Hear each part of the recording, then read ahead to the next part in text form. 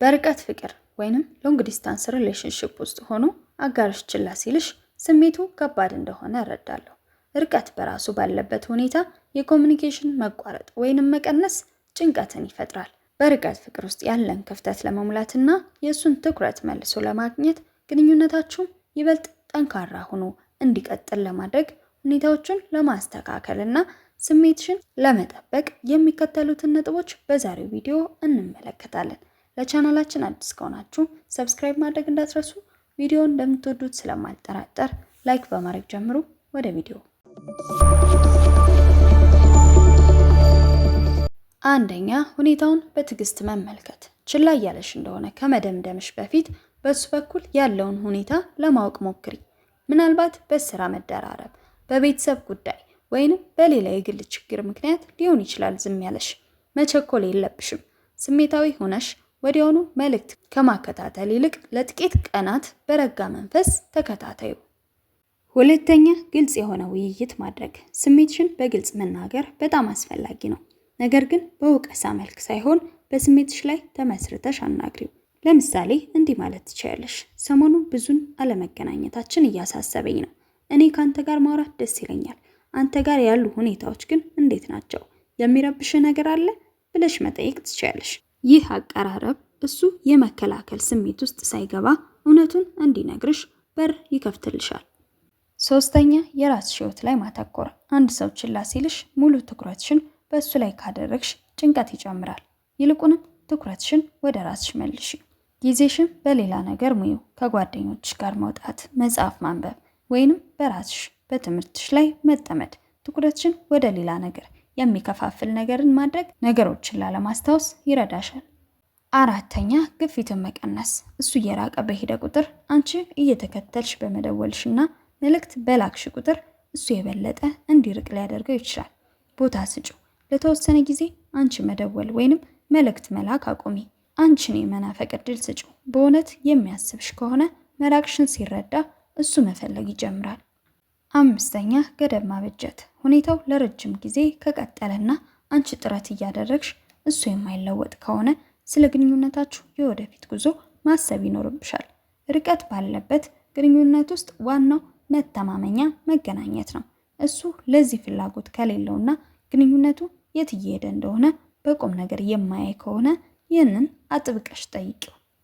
ስድስተኛ፣ የኮሙኒኬሽን ጥራት መጨመር። ሁልጊዜ ምን እየሰራህ ነው ወይንም ለምን ዝም አልክ ከማለት ይልቅ ንግግራችሁ ትርጉም ያለው እንዲሆን አድርጊ። አዳዲስ ነገሮችን አጋሪው።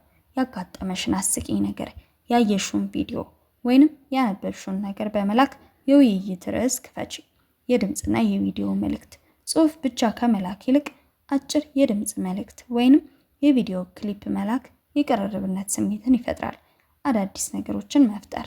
ተራ የሆነው እንዴት ዋልክ፣ ምን በላህ የሚለው ንግግር አሰልች ሊሆን ይችላል። ሰርፕራይዝ አድርጊው። ባልጠበቀው ሰዓትና አጭር የሆነ ደስ የሚል የፍቅር መልእክት ላኪለት። የጋራ ጨዋታዎች። በጋራ በኦንላይን አብራችሁ ልትጫወቷቸው የሚችሏቸውን ቀላል ጨዋታዎች ለምሳሌ ሉዶ፣ ቼዝ ሞክሩ። ይህ በመካከላችሁ ያለውን ሳቅና መዝናናት ይጨምራል። ሰባተኛ፣ መፈለግን ማስተማር። ሁልጊዜ አንድ ሰው እጁ ላይ እንደምትገኝ ካወቀ ጥረት ማድረጉን ሊያቆም ይችላል።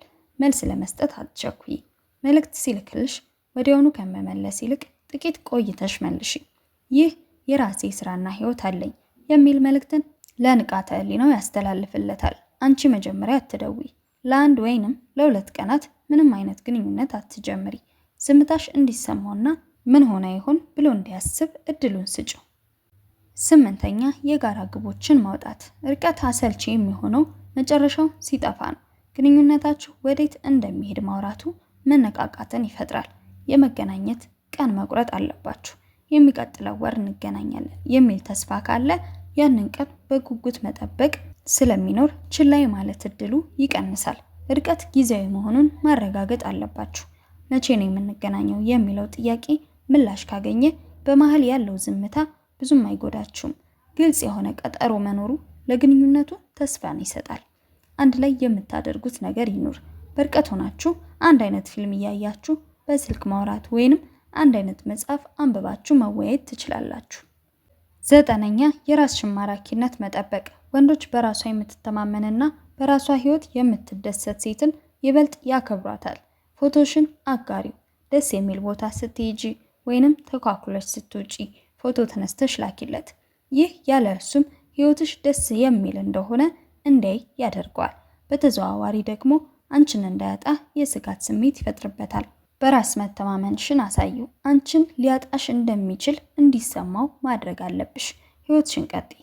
እሱ ስላልደወለ ቤትሽን ዘግተሽ አትቀመጪ። አዳዲስ ልብሶችን ልበሽ፣ ፀጉርሽን ተሰሪ፣ ከጓደኞችሽ ጋር ተዝናኚ። እነዚህ ነገሮች በፎቶ ወይንም በሶሻል ሚዲያ ስታሳይ ይህች ቆንጆ ሴት ከእጄ እንዳታመልጥ የሚል ስጋትና ፍላጎት በውስጡ ይፈጥርበታል። 10ኛ የራሱን ስፔስ ስጩ። እሱን ከመውቀስ ይልቅ ያንቺ ስሜት ምን እንደሚመስል ንገሪው። ወንዶች ወቀሳ ሲበዛባቸው ይሸሻሉ።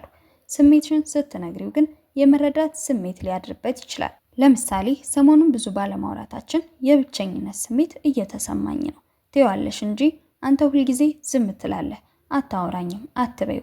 አንዳንድ ጊዜ ወንዶች በራስ ወይንም በግል ጉዳይ ሲወጠሩ ወደ ራሳቸው ዋሻ የመግባት ባህሪ ያላቸው።